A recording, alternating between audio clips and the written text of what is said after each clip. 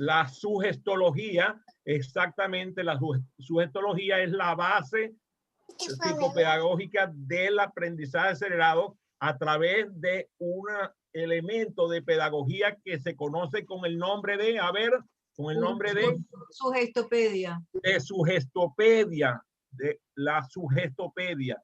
Y entonces, en ese caso, el doctor Georgi Lozanov allá en Bulgaria, por cierto, no era un búlgaro, era un señor muy formado, un psiquiatra, médico psiquiatra búlgaro, empezó a estudiar los estímulos sugestivos que los socios de aprendizaje que se educaban con él iban recibiendo de forma periférica, de tal manera de que buscaba que se destaparan, que se abrieran las capacidades de las reservas mentales. A ver, ¿quién tiene reservas mentales? ¿Quién tiene reservas mentales? ¿Quién considera que su mente tiene reservas inagotables? ¿Quién se sabe poderoso sin medida? Así es.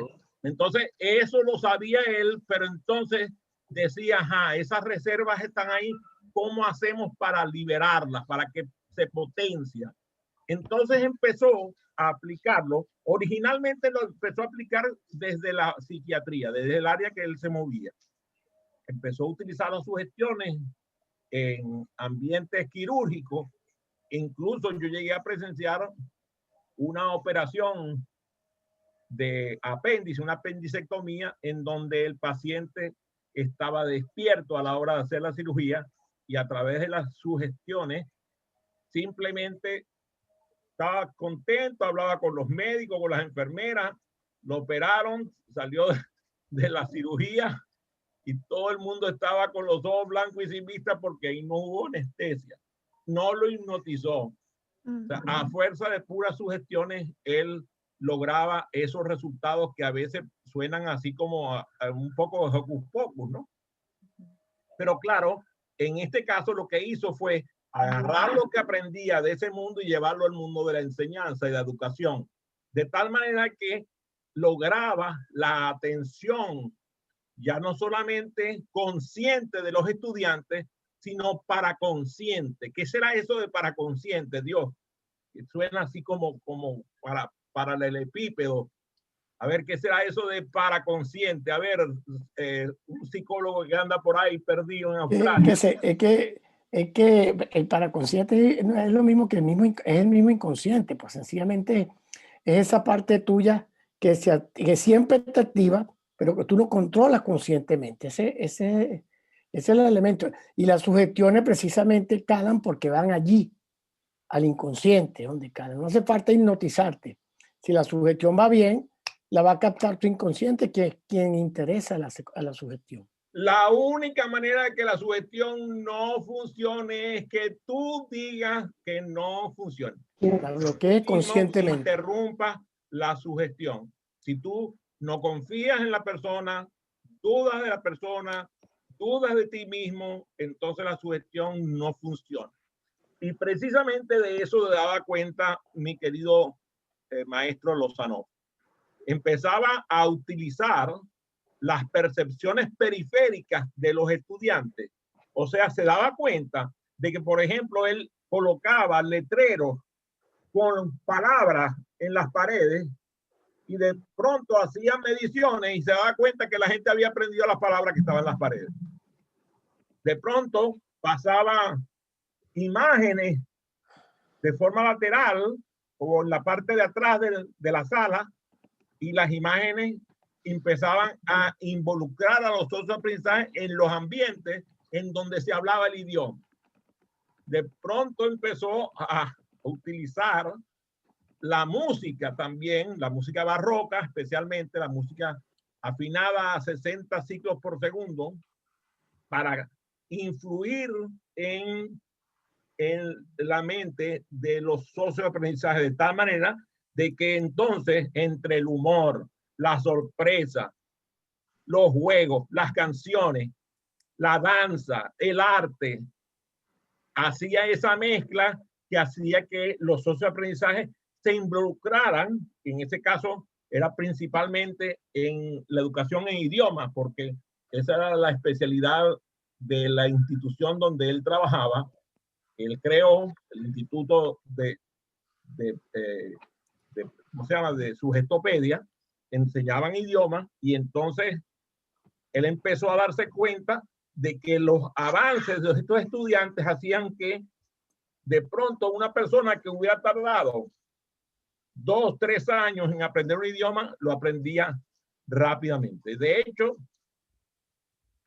yo tengo fehaciente documentación de personas que han aprendido a hablar un idioma hasta el punto de hacer obras de teatro en ese idioma en 3 meses, teniendo un conocimiento realmente muy básico. O sea, estamos hablando de que maneje un 5 a 10% del idioma. Entonces, él empezó a darse cuenta de esto y empezó a crear ambientes agradables, ambientes donde la gente no se sintiera alienada, donde no hubiera temor, donde el docente no hiciera aquello famoso de, a ver, papel y lápiz, examen, sino que hacía las pruebas, las hacía de forma divertida. Toda la evaluación la hacía de forma lúdica. Entonces empezó a lograr el disfrute del proceso de aprendizaje. Ese disfrute, ese ambiente agradable, que no tiene que ser un ambiente de lujo. O sea, no estamos hablando de que tienen que tener un ambiente así tipo Harvard, tipo Oxford, tipo la Sorbona. No, no, no. Estamos hablando de ambientes porque recuerden, estamos en Bulgaria. Y estamos en una Bulgaria de posguerra, en donde la situación era que estaban dominados por el comunismo, en una dictadura feroz. Entonces, todas estas cosas que fue haciendo lograban una armonía en el proceso educativo, que los estudiantes estaban felices. Así como está Marcia, pues con una cara de felicidad, igualito estaban los estudiantes. Así como está Daniela con cara de felicidad, así estaban los estudiantes. Y entonces ese ambiente iba produciendo en los socios de aprendizaje unas ganas de aprender enormes, hasta el punto que nadie quería que, por ejemplo, decían, no, vamos a parar para hacer un alto, para ir a un refrigerio. No, no, no, déjenos en clase, sigan adelante, esto queremos que continúen, no queremos que termine. O sea, ese famoso libertad por todos que marcan en las instituciones educativas, donde suena el timbre que indica la finalización de la clase y la gente sale despavorida al mejor lugar que se tiene en una escuela, que es el recreo, porque de verdad, yo siempre dije que yo quería que las clases mías fueran como el recreo y que me atendieran como en la cantina del colegio. Pero la cantina de mi colegio era una maravilla. Entonces, logró destapar esas habilidades potenciales y empezó a darse cuenta de los resultados. Cuando ya tenía resultados fehacientes, viajó a América, precisamente aquí a la tierra donde está Teresa, allá en Canadá.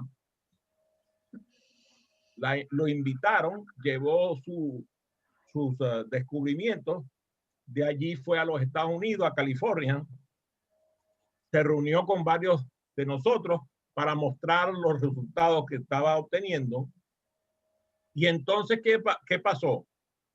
Que cuando volvió a Bulgaria lo pusieron preso. Lo pusieron preso por revelar secretos de Estado. Y primero lo metieron en la cárcel. Después le pusieron la casa por cárcel.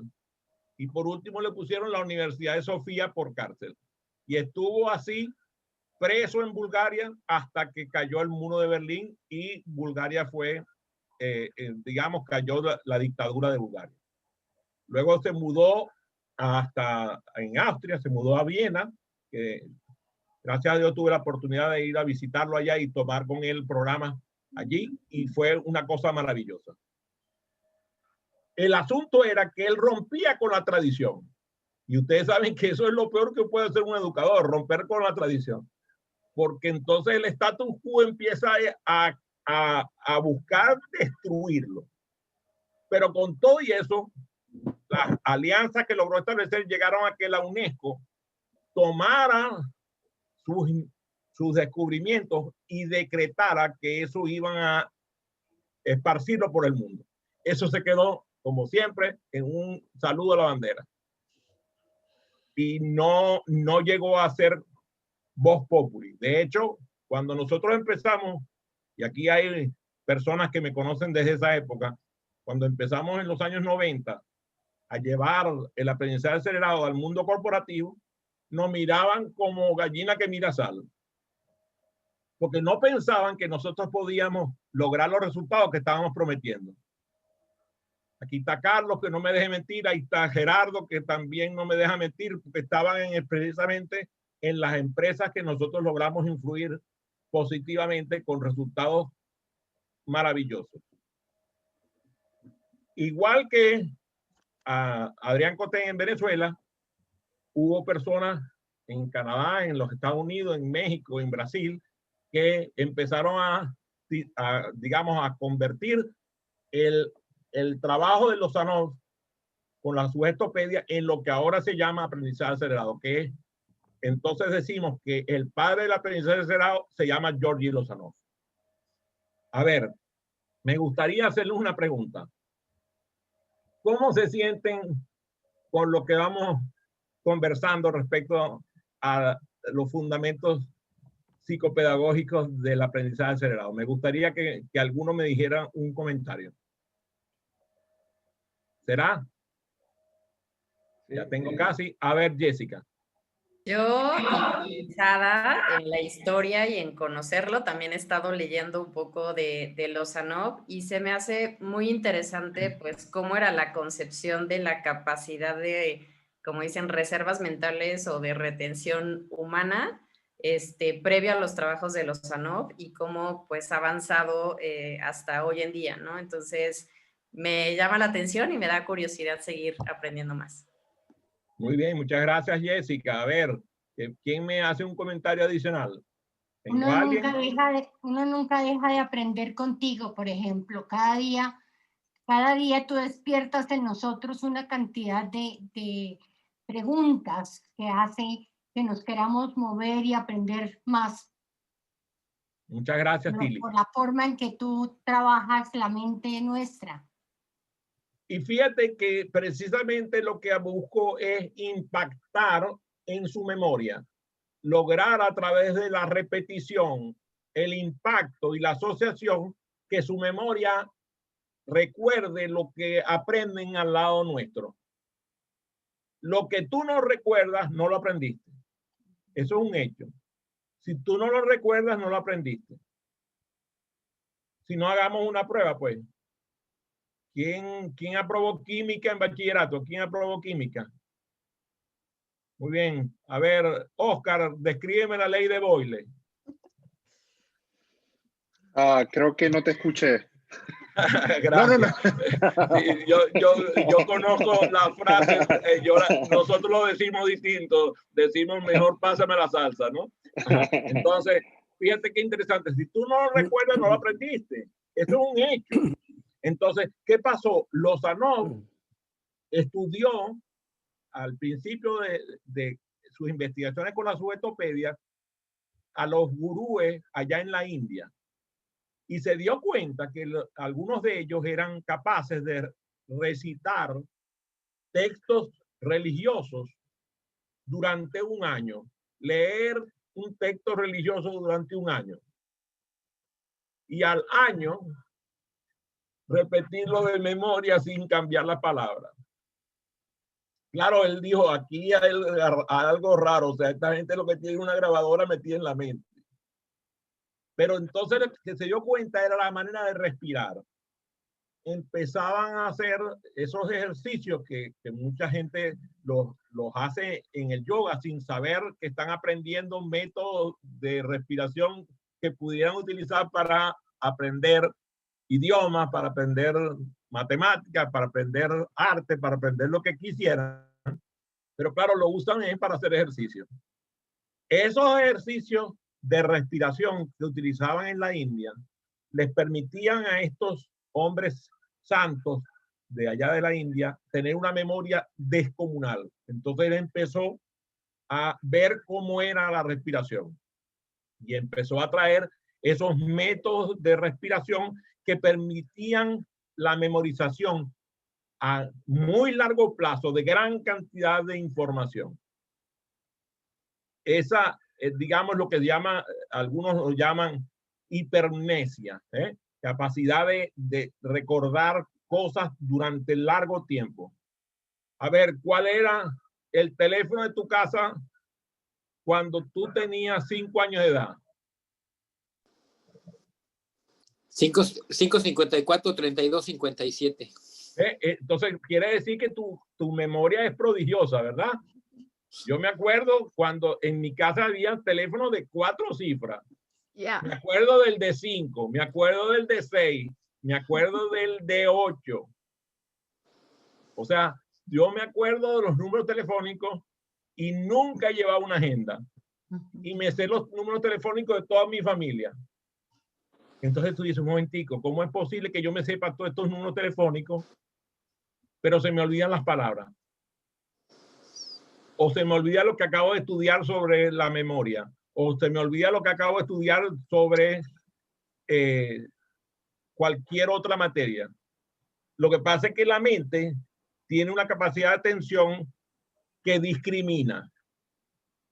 Entonces, si tú logras aplicar los métodos apropiados de respiración con todo esto que te he nombrado de la sugestopedia, y desaparece el aburrimiento, la tensión, la fatiga, el miedo, lo que hace es que aumenta la capacidad de aprender y, como bien dijo Teresa, o lo dijo alguno de ustedes, la motivación. La motivación, eso que nace de ti y que te hace impulsar a llegar, como decía Buzz Lightyear. ¿Cómo es que decía? Al infinito y más allá. Al infinito y más allá. Que, por cierto, ustedes me pueden decir de dónde viene esa frase de Buzz Lightyear. A ver, estoy buscando un voluntario que me diga. ¿Quién se acuerda el nombre Aldrin? A ver, Eva, ¿qué recuerda? ¿Quién era Aldrin? Fue uno de los 3 primeros astronautas que viajó a la Luna. Ajá, y resulta que cuando se baja el hombre y pone el pie en la Luna, la gente recuerda la frase que dijo. ¿Cuál fue la frase que dijo? Pues al infinito y más allá. Un gran paso. Un paso. Un gran paso para el hombre. Un pequeño paso para el hombre, un gran paso para la humanidad. Un gran paso para la humanidad. Todo el mundo se acuerda de la frase, pero no se acuerda lo que dijo Aldrin. Lo que dijo Aldrin es el infinito y más allá. Entonces de ahí viene, agarran la frase y se la ponen a Buzz Lightyear. A ver, levante las manos si le gustó. Muy bien. Entonces, esa motivación combinada con una creatividad increíble hace que la gente desarrolle salud mental, salud emocional, que además, si hay una respiración adecuada y una alimentación adecuada, estamos claros que la mayoría de nosotros no nos alimentamos sanamente. Entonces, hay una alimentación que ayuda a aprender. Por ejemplo, el consumo de oleaginosas está comprobado que contribuye favorablemente a la memoria. El consumo habitual de vegetales y frutas ayudan a un cuerpo sano. Todas esas cosas nosotros las leemos y las comprendemos, pero no nos damos cuenta que a veces entonces hacemos cosas que atentan contra nuestra capacidad de aprender, como comer de forma inadecuada, tomar cosas inadecuadas, escuchar cosas inadecuadas. Por ejemplo, hay músicas que no deberían ser permitidas a la humanidad, pero no voy a nombrarlas porque me voy a meter en un problema. La sugestopedia embarca todo esto, abarca todo esto que hemos conversado y lo aplica en el diario quehacer del aprendizaje. Esa evolución, al principio, empieza a intentar,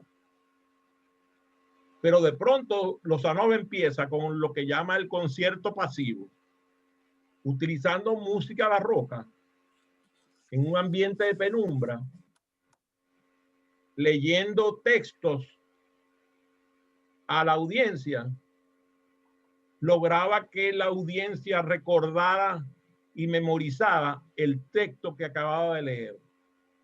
Ese concierto pasivo, por cierto, pueden indagarlo en internet. Hay abundante literatura